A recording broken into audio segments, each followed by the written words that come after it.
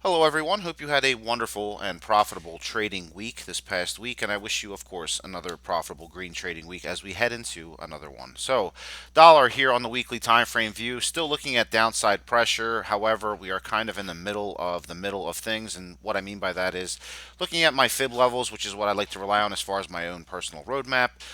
We are absolutely in the middle, smack dab in the middle of the 61.8 and 50 fib level zones. So again, we're going to see a little bit of that chopping action here, which all of us love oh so much. Obviously, heavy sarcasm there, so that's just me. Uh, we are looking for price to go pretty much up to around 97.55, 97.60 to retest that fib level again, and that's going to be a high of around 97.66 ish around that zone. And then we'll be looking for follow through to the downside yet again as we look to retest the lower level, which is that 50 fib again, reaffirming my previous outlook and downside, which is the 95 70 ish area, which again should be hit. It's going to take a little bit of time to get there, it looks like, but it is what it is. So I'm reaffirming that outlook here. Going to be quick in this video. There's really not much to update. Gold, of course, as I told everybody about a month or so ago, looking for that breakout to the 1500 level. We absolutely smacked that very well to the upside, looking at a high of around 1523 as far as the gold futures are concerned. So again, very, very strong move to the upside. I told everybody that it was going to be happening, probably about a month or so ago, that we were starting that new leg up in gold. Some of you listened, some of you didn't, some of you shorted the move. Don't feel sorry for you. That's just the way it is. I'm ruthless when it comes to that. Anyway, so gold, very strong move here. Dollar again looking for a little bit of a bounce. I am expecting gold to retrace to around the 1472-ish level. So that basically means right before the breakout. So as you can see here, 1469 on the top of this wick here. Again, looking for consolidation in this zone overall. I don't think that we'll be going much lower than that. I think that after obviously you break out, you just want to retest the breakout point and then consolidate at that level because let's be honest, we still have a lot more upside to gold in the coming months and years. Most of you that follow my channel are aware, and have done the background research of, the overall bubble environment that we are in. Don't care if you agree with me or not. I really don't. Done my own homework on it. I have my own opinions of it. Fiat-based currency and debt-based economies never last. You can go back in history, and if you haven't, highly suggest you get educated and understand how all of this will end. And it doesn't look good. Let's just put it that way. So that's a spoiler alert for your little background. Let's go ahead back into the analysis. I'll stop yapping. 1469, 1470 as the consolidation area, and then we should go further upside push into around 1588 as we go into the future. Now again, I'll go ahead and switch it over to spot gold as that is a better chart to look at as far as the longer term outlook of things because again the futures contracts, they roll over, they expire, and whatever. So we have more of a past to look at with the spot gold price. So I'll jump out to the monthly time frame view. As I said, about a month or so ago, we were looking for a nice pop above the 1370 level. We broke it, and I said 1500 was coming. Again, we've hit it. So again, as you can see, long-term monthly view, we are now at the 50 retracement mark from this, 1900 previous highs that we had back in 2011. So again, we're making pretty quick progress, and that's the way it works with metals. When you have that breakout move, it doesn't take very long to get back up to retest those highs. So as far as the longer term outlook, I'm still expecting gold to go at least 1730 within the next month or two.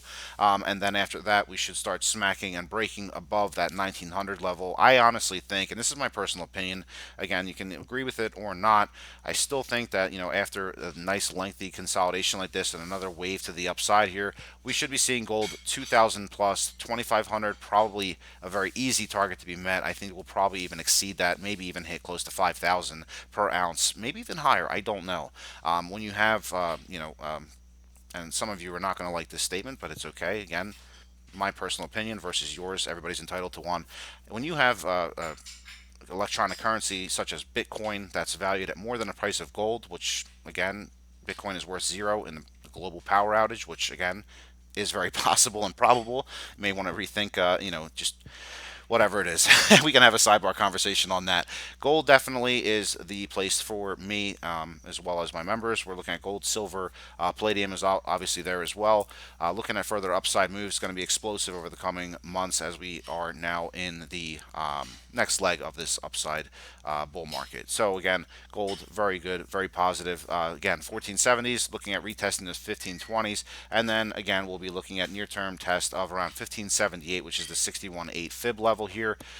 So again, 1580s will be coming up soon. You're going to have some resistance around again 1570 to 1580, but then again we'll be looking for another break consolidation here on those 1470s, and then a continuation move into the 1700s, probably in the next month or two. So without further ado, let's go ahead and continue on the current route here. Looking at crude oil, crude oil had a very volatile week. It did, in fact, hit the lower levels that I was mentioning very much faster than I anticipated, even. But the breakdown was just, it was there. I mean, what can you do? It technically just broke down after levels after level after level, and ended up hitting those 50/50s. Pushed back up into around the mid fib level here, which is basically where I have that 54.50 resistance level. We are not going to be holding this zone, I don't believe. What I actually expect here is to see the price kind of just start gradually pulling back into around 53, and then looking for a retest. Because again, we do have another trend line here. Some of you use them. I do. I don't have it on this chart. So basically, the trend line that I am referring to, since now that I brought it up, I should probably put it in here so everybody's not going, "What is he talking about?" So again, this is the trend line that I'm referencing here. So we did pull back above it. I think that what's going to end up happening is we'll break below it, retest, and then that's the area that we'll be looking to go short with a nice risk reward ratio back to test those 50/50s. And we're going to chop around here for quite some time before we do see the next level push into the 47.70 levels.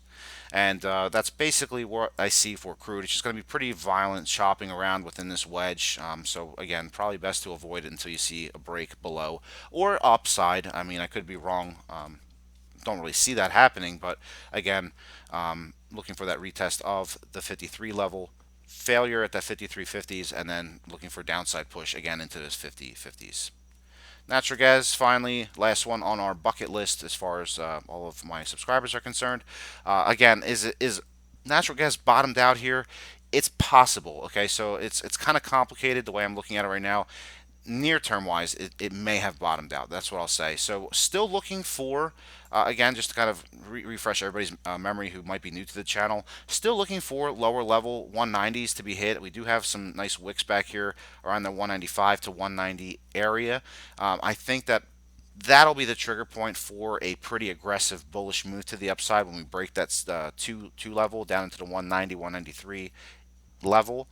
That'll be a trigger for upside push, and it could be quite aggressive. So as we saw back in looks like 2015 when we broke below the two, we ended up smacking down all the way down to around 1.676, and then ultimately the bottom ended up being around 160. So we could be seeing a similar type of a situation here. It's going to take obviously some time to get there. I think I said the same thing about crude last week, and it ended up hitting my lowest targets that I had. Very quickly within 1 week. So it was a fantastic week to be short. Obviously, if you're a bull and you didn't use a stop, then no sympathies because the name of the game is to manage your trade, manage your risk, and that's just basics. So anyway, needless to say, I'll stop yapping around here. 190s. Still looking at that target there. What's the big determining factor here for a possible interim bounce here, which makes this a little bit complicated, is in the way of 2.10. So 2.10 is a support level that I'm watching for. Beyond that, bulls need to break the 2.14 level. That level breaks, then you have another level above it. It's called the 2.16. 2.16 holds, then you're looking at hard rejection to the downside, break 210, and then you're in trouble all the way below 2, and that's when you see that move to the 190 195 level. And then you'll see a pretty aggressive snapback rally, probably in the 2.16. As high as 2.26 is what I think that we could actually reach into before, again, we start chopping around again aimlessly. So be very careful with natural gas. Again, be very careful with crude oil. Dollar is going to be basically across the spectrum, aside from, I think, probably gold. You're going to, and obviously silver, you're going to see a lot of uncertainty, a lot of fake outs. So make sure that you are waiting for the good setup. Either it breaks one way way or the other, maxes out its high for dollar specifically. Wait until it gets up to its highs around at 90, uh, 96, 70, I believe it was, just going off the top of my head here. Just make sure that you're keeping your entries at the outside of those range. That's the best tips I can give to trade this type of a market. Again, just wait for the price to come to you. Don't get overly aggressive. Keep your stops in place. Create a good plan and take some notes, and just wait until those setups become ideal, and then that risk reward ratio makes sense. And once all that comes into alignment, don't try to force the trade if you don't have to. It's only like, the second, or what is it, the second week of the month here, pretty much. So, no need to get too aggressive here. There will be plenty of opportunity, but again, when it comes to crude specifically, wait until she either gets out of that wedge pattern that I was just showing earlier. Wait until that retest of that 53.50-ish level comes into fruition. Then you have a nice risk reward ratio as far as a 53.50 down to 50.50 level. That's a $3 gain. That's really nice money if you're trading the futures contracts or ETFs even. So just my tips for everybody to have a very nice trading week here. If anybody has any questions, comments, or concerns, as always, more than welcome to reach out to me, thetradersperspective@gmail.com. And again, if you're interested in further services that I provide for Nasdaq, S&P 500, Russell, etc., etc., visit the website. There's details on there. As a 2-week free trial, as most of you saw in the beginning of this video. Till next weekend, my friends, have a wonderful and green trading week.